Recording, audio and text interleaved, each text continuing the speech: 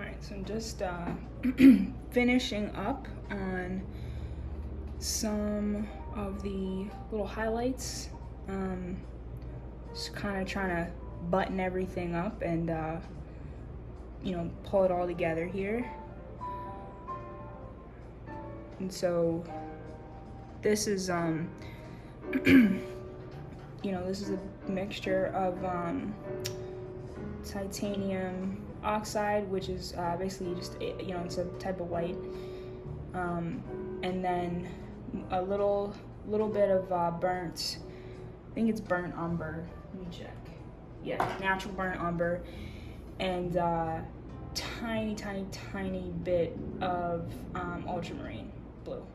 And so I know that I kind of talked a little bit about, like, when you're doing highlights for something that has a lot of details, and I'm working in the back now, so this is kind of this is the depth perception, trying to achieve that, or trying to maintain that. And so something I talked about before was not overdoing it and making sure that you're using the right colors to kind of, you don't want to like violate the gradient of chroma and value that you've already established. However, it's also not super cut and dry. I don't think. I mean, this is all kind of anecdotal, just stuff that I've learned on my own, stuff that I've kind of taught myself. But towards the back here, this is basically a big cotton field, and so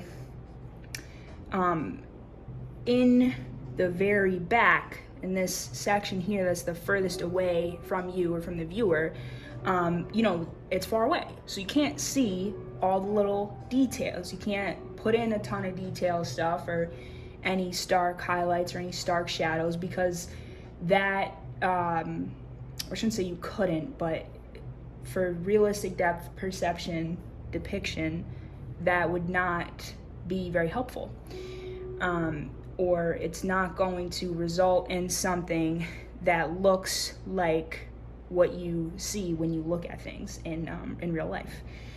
And so anyways, kind of getting off the rails, but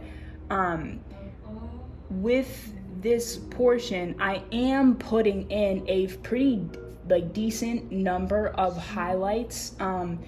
The color is not as bright or vibrant as some other colors that I used that are more towards the bottom, closer towards like the front of this field. But I am putting in a decent number of highlights still, because the thing that I'm trying to depict here is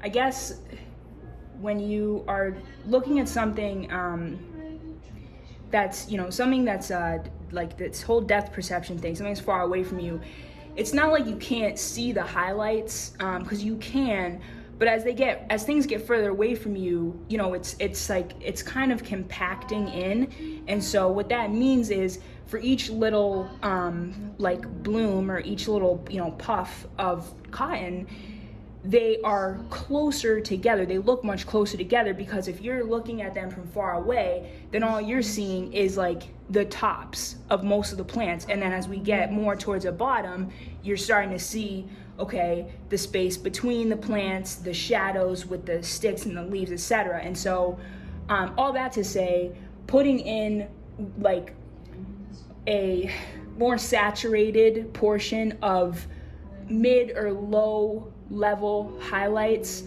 putting them in close together, is going to help depict depth.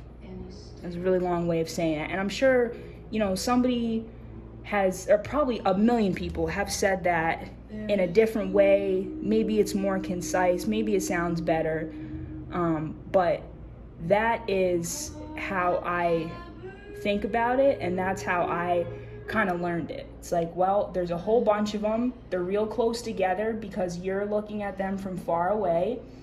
So you're gonna paint all these little highlights in close together.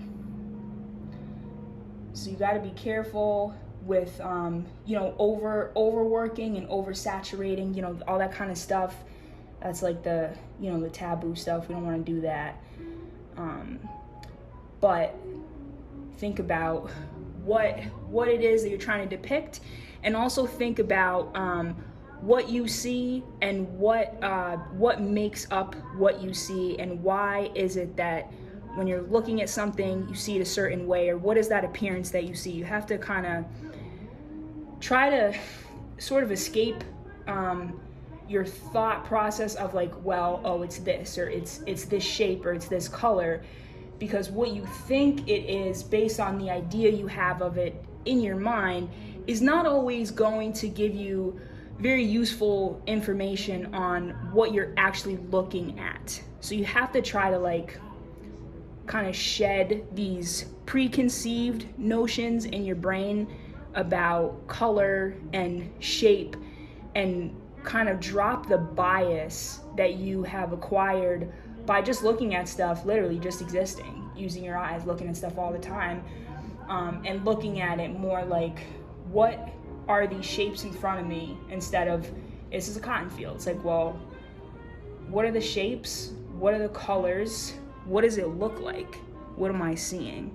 And so all that kind of rhetoric is along the lines of like seeing things as an artist, as people say, I guess, which that is a huge skill, and that is observational skills, all that kind of stuff, that if you put time and practice into, you can develop, and it will lend itself to your work, whatever medium you're using. It's huge. Couldn't overstate it.